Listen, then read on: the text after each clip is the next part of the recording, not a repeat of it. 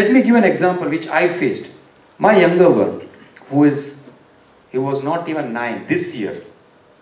There were 2 occasions. He asked me once one question after the church. He went back and he was telling, Acha, you know what? I saw in church somebody was speaking in tongues, and you know what? Some people were laughing. Some children, I think. But I think speaking in tongues in church should be a blessing, isn't it? Now, I have not taught them, but I was surprised the way an less than 9-year-old, 8-year-old child thinking on this line. But so I understood, okay, they are at different level now. After a few weeks, the same child asked me. He does his Bible study in both of the kids before going to bed, and then I go and sleep with them, tell some stories and all. And after reading the Bible, he came and asked me this question. He was little careful in asking this question so that I don't get offended, but he was telling, Acha, you know, Bible I reading and it says 10 commandments, you should not kill people. But you know what, in Bible, God has killed so many people. Isn't it a little hypocrisy? And I was a bit taken aback. This question is a valid question. Now at that age it is seeping in. Outside, if he asks, you know what answers you will get it. He will say it's all false. Do you still believe it? Thankfully, I managed to make him understand that, and it sits with him, and probably he will be able to spread it across. But the point which I was trying to tell here is that we believe our kids are too young and naive to learn, then we are mistaken, and our outside world is itching to prove it otherwise. Now, coming to reason number 2,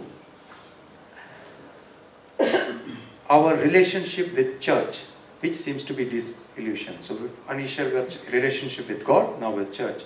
So David Kinnaman, in 2011, he wrote a book, and he was trying to find out why young children disconnect from their churches. Nearly 25% of 18 to 29 years old interview who had disconnect from church, they said Christians, demonize everything outside the church. Most of the time. 20% says who attended as a teenager said, God appeared to be missing from the experience of the church. Some other 17% of young Christians say, they have made mistakes, but if they come to church, they feel judged in front of people. Now, 20% of other young ones who walked away said it's because they are disillusioned with the church. They feel the church has become focused on power, politics and money. This basically mainly on US, if you see big, huge churches and all. And they see organized religious group more dividing than uniting. Even church has not escaped the politicization. Like you will have, in US you have Republicans versus Democrats. Here you have Brexit versus Remainers. So young ones are not able to differentiate the divisive people outside the church and inside the church. If they feel the same experience, they feel very deluded. So with these thoughts, on one hand, they feel if they take a stand on a biblical truth, people would label them as narrow-minded or intolerant or bigot. On the other hand, if they check the same with the church, they fear getting judged and scrutinized. All that could appear to do, what appear to them is, do this and get saved. The diet is law.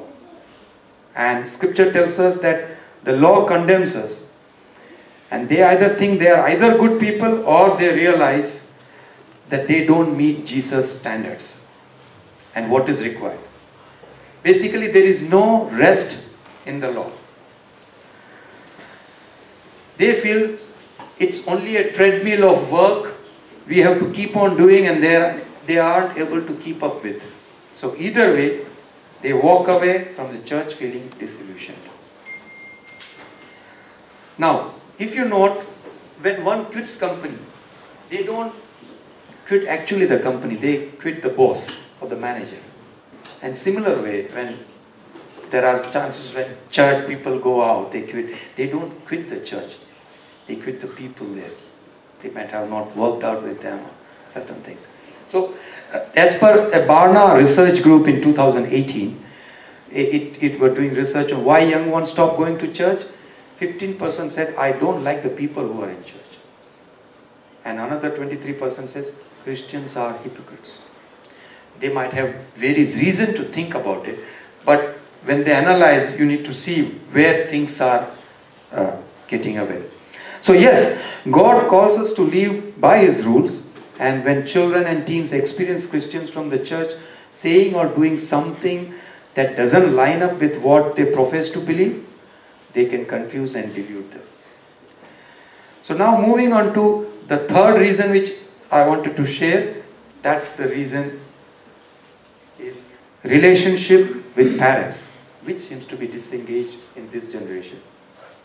A significant percent of kids who walked away said it was because they are too busy.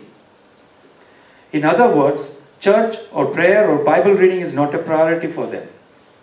When something is important, you make time for it. So where and when did their priorities get out of order? Well, during the week, they had no time for Bible study, prayer at home or at church. A hectic schedule left no time for all that. It was rush for this practice, go to those parties, parlors, be at this game to watch this TV show. In short, the priorities got out of order at the greatest point of influence, the home. Mind you, all is okay, but these should not be at the cost of God's time or spending time with God for study and worship. Researchers describe childhood as a life stage when people are most open to gospel. But opportunities have faded away. Friends, the teen years are not the time to disengage as a parent in the garb of giving independence. The teens experience parents who are religiously withdrawn and functionally absent, then the faith of an emerging adult likely will also be directionless and empty. The more adults involve and engage in the lives of teens, the better off they will be. An Oxford University Press in 2009 found that parents are most crucial and powerful socializer in the lives of their adolescents. The greatest thing parents can do is to model faith at home beyond parameters of the church.